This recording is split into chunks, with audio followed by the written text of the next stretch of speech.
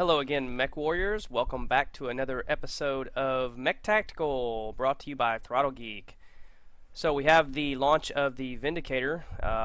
First impressions, I haven't even played the first game with it. I ran around with it in training grounds just a little bit to kind of get a feel or an idea of what it's going to be like to pilot this guy. I gotta say, I do like the police aesthetic that they went with on the Vindicator. And even without that, I like the general look of the mech. It just seems to have quite a lot of detail with the actuators at the joints, and yeah, it's just very well done.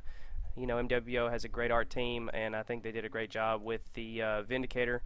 Still remains to be seen whether or not this is going to be a well, I'm sure it'll be an effective mech for just regular play, and as far as high level play, probably not. But you never know. It just depends on the builds that people come up with, and you know, it just takes a little bit of time for people to find a groove for a mech. Just like the Blackjack, this one's in the same tonnage range, 45, and it kind of took the Blackjack a little bit of time to get into its groove. All right, so let's talk about some of the things I like about the Vindicator. Okay, right off the bat, down on the bottom left-hand side in green. You can tell it's got a little quirk here for energy and missiles, which is the only hard points that it contains, that reduces the heat generation. So it should be a pretty good weapons platform with a little bit of extra heat dissipation. Another thing I noticed from taking it into the training grounds, you can see just above the quirk summary there, the pitch angle, yaw angle, and the speed. The angle at which the mech can turn, as well as the arms, are quite impressive. Once you get the upgrades to your basic efficiencies, you should, and the elites or whatever, you should be able to point some of your arm weapons almost directly behind you while you run away from an opponent, which is always a good feature to have in a mech. You can fall back and still fight at the same time. But that comes with one slight disadvantage in the yaw speed. You can see right there it shows 80 degrees of speed. Now the arms are pretty quick, but the torso itself is fairly slow for some of these other mechs. Like if we hover over the Hunchback here, you can see its yaw speed is 151 degrees per second. And the Vindicator here is almost half of that, so quite slow. Now I know the Hunchbacks are known for their torso twisting and whatnot, but like even the Blackjacks, he's got 150 degrees per second. The Griffin here has 153 degrees per second. Shadowhawk, 216 degrees per second. So most of the mediums are pretty good in the torso twisting department. Not so with the Vindicator. Fairly slow. You're going to have to keep that in mind. It's not going to be real good at circle strafing targets, or it'll be okay at circle strafing a single target, but if you get into a brawl in this mech where you have multiple targets on different sides and you have to spin left and right to bring your weapons to bear, yeah, the Vindicator's going to suffer a little bit just because of the slow speed of that yaw. But it is nice that it has a wide range of twist, almost able to fire directly behind him. Kind of stinks that it doesn't come with at least the endo, if not the double heat sinks, considering he is a hero mech. That kind of stinks. I do like that they go with the standard, but I don't have a build out yet because, like I said, I haven't even played this one yet. But I will probably keep a standard in here. I tend to be a brawler, even in a medium, and I'll probably just go with a larger size standard. I actually have to get into it and try it out. I've been gone all week out of town doing family stuff, but yeah, let's take it out and see what we can do.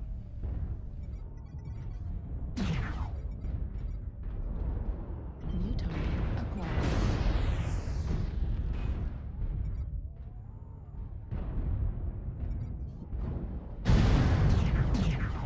New target acquired.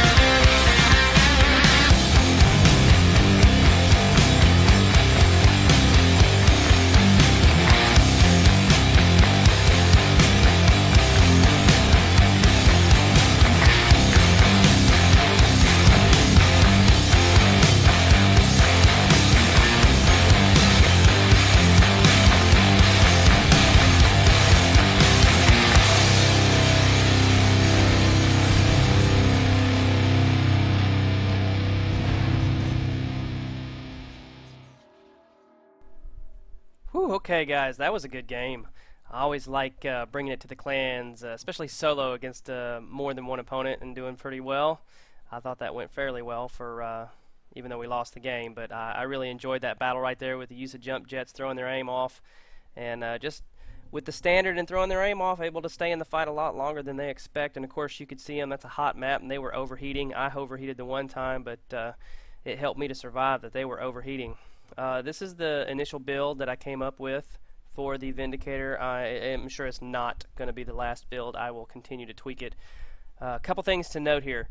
I told you I'd stick with the standard. I did. I went up to a 240. I have the full complement of 5 jump jets spread out so I don't lose them all if I lose a certain section, like my torsos on either side. I got the 3 mediums. You'll notice I'm running case in here, and I have my ammo split in either torso. Now, I really like mechs that are going to use, that have their missile hardpoints in the left torso right here. And the reason I prefer the hardpoints in this side is because ammo depletes first from your center torso and then from your right torso. So when I'm brawling, I can spin this side of my mech to the enemy, and that can take the damage. But while I'm doing that and I'm firing, ammo depletes from here first. So if I'm going to take all the damage on this torso, I want to use that ammo up first anyways. That only makes sense. And then of course, if this does get destroyed, I wouldn't want all my ammo here, because then I won't be, if I still have this torso and no ammo, I won't be able to fire. So you always want to keep in mind your critical slots and how you're going to distribute your ammo. So I have case on either side so that my CT will not be destroyed if I were to have an ammo explosion. Guys, I hope you enjoyed the video. If you did, please subscribe, please share, please like. I'm still having fun making the videos, guys. I've got several requests for videos coming up. Probably, I guess we'll probably do one with, well, I don't know what we're going to do yet. We'll see. I'll get to those. But, yeah, guys, I hope you're having fun with the St. Ives Blues and with Mech Tactical. And we'll see you in another video. See you next time, Mech Warriors.